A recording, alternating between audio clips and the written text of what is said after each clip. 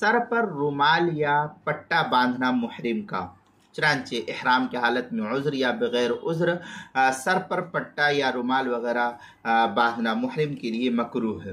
اگر مکمل ایک دن یا ایک رات کے بقدر باندھے رہا تو دم اس صورت میں محرم پر لازم اور ضروری ہوگا۔ غنیۃ الناسک کہ وَأَمَّا عَصَبُ الْعِصَابَ عَلَى رَأْسِهِ لِعِلَّةٍ أَوْ غَيْرَ عِلَّةٍ فَإِنَّمَا يَكْرَهُ وَلَازِمَهُ إِذَا دام یومن۔ اس طریقے کے الفاظ جو غنیۃ الناسک صفحہ 72، اسی کا مثل عبارت فتاوی